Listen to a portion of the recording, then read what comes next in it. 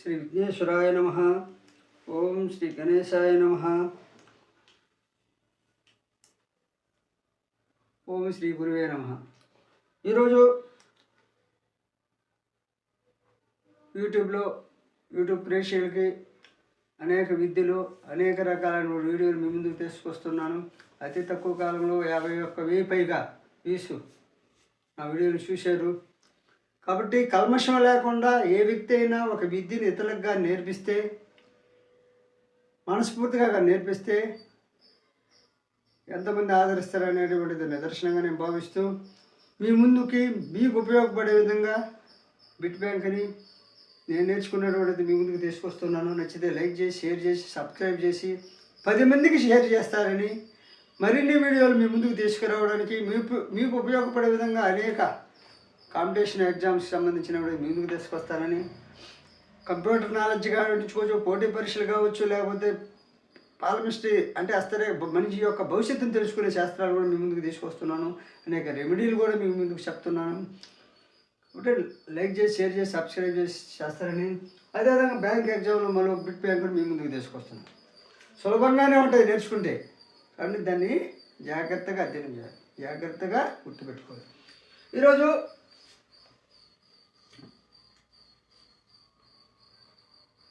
7 to the power of 45 7 to the power of 45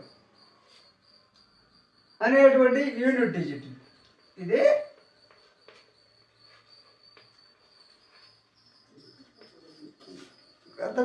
పోయిన వీడియోలో unit digit గురించి చెప్పాను. ఈ విధంగా ఆ మోడల్ మీద ఇప్పుడు 7 to the power of 45 unit digit గురించి చెప్తాను. అయితే దీన్ని ఏ విధంగా రాసుకోవాలి? ఇప్పుడు కాంపిటీషన్ ఎగ్జామ్లో రాసింది యాక్చువల్గా మీకు చెప్తాను. ఇంతకుముందు పోటీ పరీక్షల బుక్కుల్లో మోడల్ ఇచ్చారు కాబట్టి మీకు అర్థమయ్యే విధంగా ఉంటుందని అదే దీన్ని మీకు చెప్తాను. ఈ 7 to the power of 45 అనేటువంటిది 7 to the power of 4 ఈ విధంగా రాసుకోవచ్చా? అంటే 11 4 జా 44 11 4 జా 44 ఇంటూ 7 ఇదంతా రాసుకోవచ్చు కదా. అంటే 11 4 జా 44 అంటే ఇంకా 7 ఉంది. అంటే 7 to the power of 45 అంటే 7 45 టైమ్స్. కాబట్టి మనం 44 టైమ్స్ ఈ బ్రాకెట్ వేసాం. 44 టైమ్స్ ఈ బ్రాకెట్ వేసాం. తర్వాత మీ రిమైనింగ్ 7 మల్టిప్లికేషన్ చేస్తున్నాం. అంటే 7 to the power of 4 whole to the power of 11 into 7. అప్పుడు ఏమవుతుంది?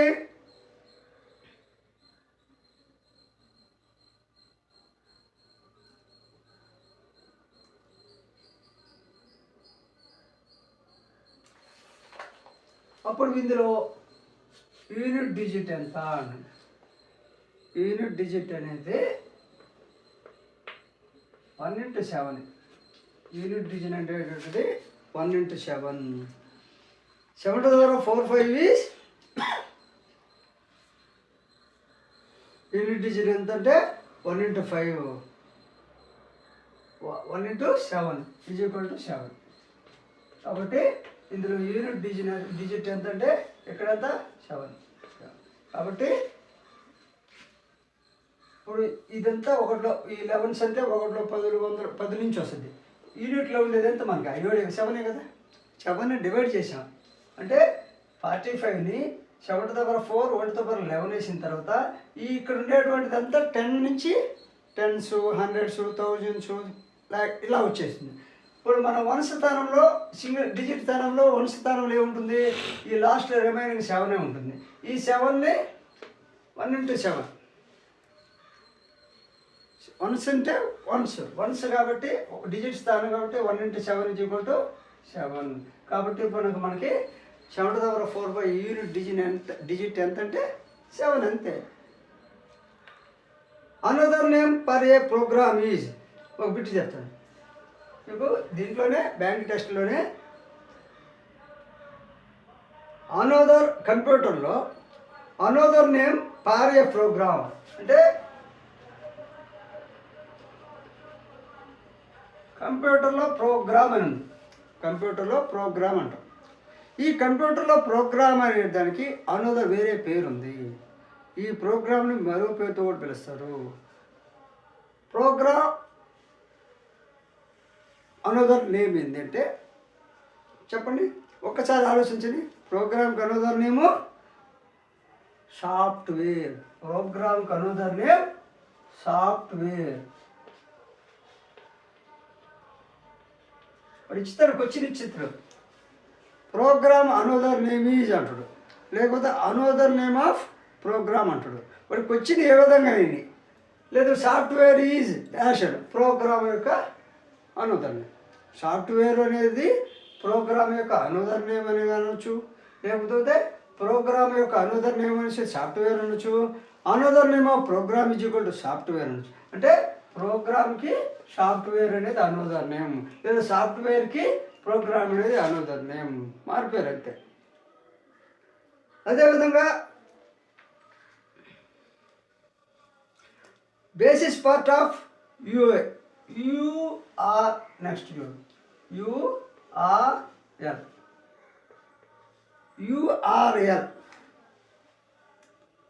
యూఆర్ఎల్ అంటే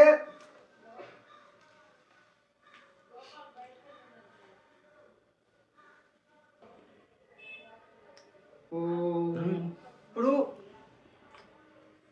URL basis part of URLR అంటారు. అప్పుడు దానికి ఏంటంటే the protocol and the domain name. URL అనేది the protocol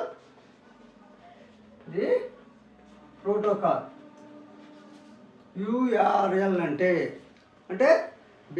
basis part of URL అంటే కంప్యూటర్లో భాగం ఇదంతా. The protocol and the domain name the protocol and the domain name. The protocol and the domain name URL అనేది basic నేము. URL యొక్క basic name ఏంటంటే ఎన్ని వచ్చినాయి కంప్యూటర్ బ్యాంక్ టెస్ట్లో వచ్చాయి కంప్యూటర్ నాలెడ్జ్లో. యూఆర్ఎల్ బేసిస్ నేమ్ అంటే బేసిస్ పార్ట్ అనేది అంటే ఏంటంటే URL basis part is equal to the protocol and the domain name. అదేవిధంగా స్టాక్ మార్కెట్. ఇప్పుడు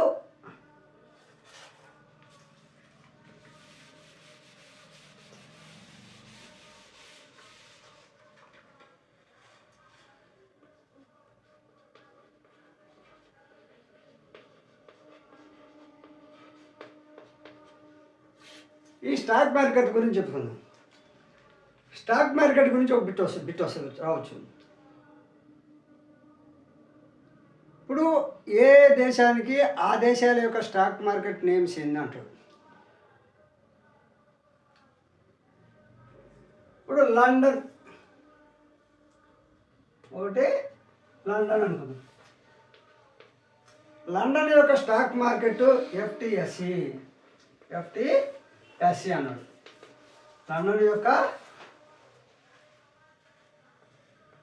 స్టాక్ మార్కెట్ ఎఫ్టిఎస్సి.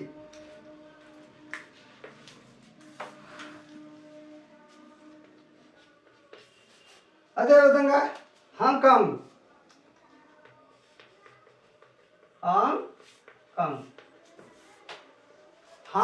యొక్క స్టాక్ మార్కెట్ హ్యాంగ్సెంగ్.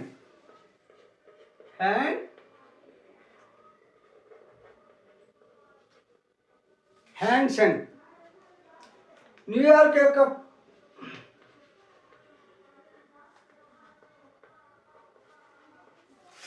యొక్క stock market Dow Jones. JONES. New York యొక్క stock market Dow Jones అన్నాడు. Paris యొక్క స్టాక్ మార్కెట్ నిక్కీ అన్నాడు. ఏమన్నాడు? నిక్కీ అన్నాడు.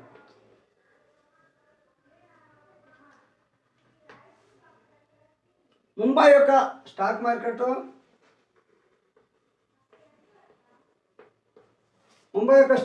సెన్సెక్స్. ముంబై యొక్క స్టాక్ మార్కెట్ సెన్సెక్స్ అన్నాడు.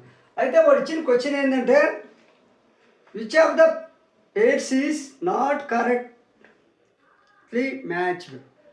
అంటే కింద ఇచ్చినటువంటి వాటిల్లో కరెక్ట్ కాని మ్యాచ్ ఏది అన్నాడు. కరెక్ట్ అయినవి కాదు, కరెక్ట్ కాని మ్యాచ్ అంటే which of the pairs is ఇచ్చిన జతల్లో pairs is not correctly matched. Correct కాని మ్యాచ్ ఏది అన్నాడు. ఇప్పుడు మనకి స్టాక్ మార్కెట్కి సంబంధించిన నేమ్స్ అన్నీ తెలుసున్నాయి. స్టాక్ మార్కెట్కి సంబంధించిన నేమ్స్ తెలుసుంటే ఇప్పుడు లండన్ యొక్క స్టాక్ మార్కెట్ FTSE అన్నాడు, అది కరెక్టో కాదో తెలియదు. హాంకాంగ్ యొక్క స్టాక్ మార్కెట్ యాంగ్సాంగ్ అన్నాడు. న్యూయార్క్ యొక్క స్టాక్ మార్కెట్ డౌ జోన్స్ అన్నాడు. ప్యారిస్ యొక్క స్టాక్ మార్కెట్ నిక్కీ అన్నాడు. ముంబై యొక్క స్టాక్ మార్కెట్ సెన్సెక్స్ అన్నాడు. ఇప్పుడు ముంబై స్టాక్ మార్కెట్ సెన్సెక్స్ అని మనకు తెలుసు. అయితే న్యూయార్క్ది కూడా డౌ జోన్స్ అన్నాడు. అయితే ప్యారిస్ యొక్క స్టాక్ మార్కెట్ ఏంది అని తెలియాలి. ప్యారిస్ యొక్క స్టాక్ మార్కెట్ ఏంటంటే యూరోనెక్స్ట్ ప్యారిస్,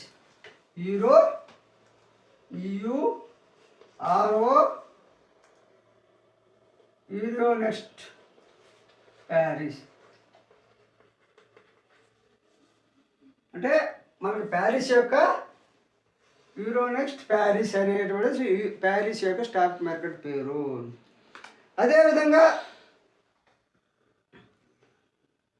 ఇది ఇప్పుడు లేటెస్ట్గా మార్చారు. యూరోనెక్స్ట్ ప్యారిస్ అనేది కొత్తగా చేర్చారు. గతంలో ప్యారిస్ యొక్క స్టాక్ మార్కెట్ పేరు ఏంటంటే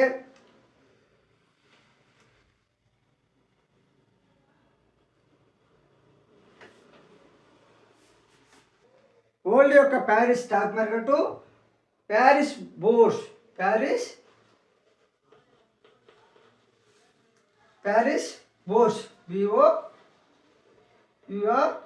BOURSE అంటే ప్యారిస్ అనేది ఇది ఓల్డ్ స్టాక్ మార్కెట్. ప్యారిస్ యొక్క old name Paris Bourse, new name వచ్చేసి యూరోనెక్స్ట్ ప్యారిస్. కాబట్టి ఇక్కడ ఇచ్చినటువంటి ప్యారిస్ నిక్కీ అనేది స్టాక్ మార్కెట్ తప్పు. కాబట్టి ఇచ్చినటువంటి పేర్స్లో కరెక్ట్గా మ్యాచ్ ఏదంటే ప్యారిస్. కాబట్టి మనం ఆన్సర్ ఏం పెట్టాలి? ఇవన్నీ కరెక్టే, కానీ మనకు ఆన్సర్ 4. కాబట్టి ప్యారిస్ అప్పుడు పేరుని ఎడదేలంటే ప్యారిస్ యొక్క స్టాకు ఓల్డ్ నేమ్ వచ్చేసి ప్యారిస్ బోర్సు, న్యూ వచ్చేసి యూరోనెక్స్ట్ ప్యారిస్. ఈ విధంగా అంటే మన స్టాక్ మార్కెట్ల గురించి కొద్దిగా అవగాహన ఉండాలి. స్టాక్ మార్కెట్ల గురించి అవగాహన ఉంటే అప్పుడు మనకి ఈ యొక్క స్టాక్ మార్కెట్ గురించి అవగాహన ఉంటుంది. అదేవిధంగా 2 క్వశ్చన్లు అయిపోయింది. 2 క్వశ్చన్లు. అదేవిధంగా coin of which of the denomination is called small coin. ఇప్పుడు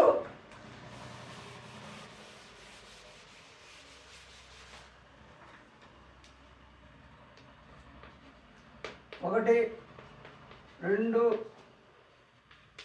3 5 రూపీస్, 5 4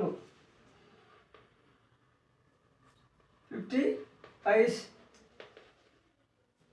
5 25 పైసా. ఇక్కడికి వస్తేలకి 10 అనుకుందాం. ఇక్కడ రూపీస్ ఇచ్చు 1 రూపీస్, 10 రూపీస్, 5 రూపీస్, 50 పైసా, 25 పైసా అన్నాం. అయితే కాయిన్స్లో ఇప్పుడు 20 పైసలో పెద్దవి ఉండే, చిన్నవి. ఇది 2 రూపీస్ తీసుకుంటాం. ఇప్పుడు 50 పైసా 2 రూపీస్ ఉన్నాయి. ఈ కాయిన్స్లో coin of which of the denomination is called small coin. వీటిలో స్మాల్ కాయిన్ ఏది అన్నాడు. స్మాల్ కాయిన్ ఏది? 1 రూపీయా, 10 రూపీసా, 5 రూపీసా, 2 రూపీసా, 50 పైసా. స్మాల్ కాయిన్ ఏదంటే 50 పైస్. అయితే ఒక్కోసారి 25 పైస్ కూడా ఇస్తాడు. ఇప్పుడు వాల్యూ ఆధారంగా కాదు, కాయిన్స్ అడిగాడు. కాయిన్స్ ఏదైతే ఉందో మనకి స్మాల్ కాయిన్ ఏదైతే ఉందో అది అడిగాడు. కాబట్టి ఇక్కడికి వస్తే 50 కాయిన్స్ అంటే మామూలుగా 50 కాయిన్స్ అనగానే ఏమో 50 రూపీస్ అని పెట్టారు అనుకుంటారు. కాబట్టి అక్కడ పప్పులో కాలేసేది 1 రూపీ పెట్టేస్తారు. కాబట్టి మనకు పైసలు, కాబట్టి ఈ పైసల ఆధారంగా 50, అదే 25 పైస్ ఇస్తే 25 పైస్ పెట్టాలి. పావలా 25 పైస్ ఇస్తే 25 పెట్టాలి. ఇది 50 పైస్ వరకు ఇచ్చాడు కాబట్టి 50 పైస్ పెట్టాలి. Small coin. అదే when a bank dishonour cheque a cheque it is called. When a bank dishonour a cheque, when a bank dishonour a cheque it is called ఏమని పిలుస్తారు? డిజానర్ అయినటువంటి చెక్ గురించి ఏమని పిలుస్తారు అంటే nullifying of the cheque. Nullifying చెక్లో dishonour అయితే దాన్ని నల్లిఫైయింగ్ ఆఫ్ ద చెక్ అంటే, నల్లిఫైయింగ్ ద చెక్ అంటే ఏంటంటే అసలు రద్దు చేయడం. మనకి ఇచ్చినట్టు బౌన్స్ అయినటువంటి చెక్ని రద్దు చేయడాన్ని నల్లిఫైయింగ్ ఆఫ్ ద చెక్ అని. అంటే మనకు ఆన్సర్ ఏమని పెట్టుకోవాలి, మనకు విషయం తెలిసి ఉండాలి. When a bank dishonour a cheque అంటే చెక్కుని చేయడం అంటే రద్దు చేయడమే. Dishonour cheque it is called, దానికి సంబంధించినటువంటి లావాదేవీలన్నీ రద్దు చేయడం. కాబట్టి nullifying NULLIFYING nullifying of the cheque. ఎందుకంటే తెలుగు మీడియంలో ఉంటారు కాబట్టి ఈ ఎగ్జామ్ ఇంగ్లీష్లో ఉంటుంది, హిందీలో కూడా ఉంటుంది. కాబట్టి అందుకని nullifying the what nullifying of the cheque అని ఇచ్చాడు అనుకో. నల్లిఫైయింగ్ ఆఫ్ ద చెక్ అంటే దానికి రాయి ఉంటే a bank dishonour a cheque. Nullifying of the cheque is equal to a bank dishonour a cheque. అంతే. అర్థంగా మ్యాచ్ ఇది ఒక మ్యాచింగ్ కూడా రావచ్చు. కాబట్టి ఇప్పుడు నేను చెప్పినట్టు వీడియో నచ్చితే లైక్ చేయండి, షేర్ చేయండి, సబ్స్క్రైబ్ చేసి బెల్ ఐకాన్ నాకు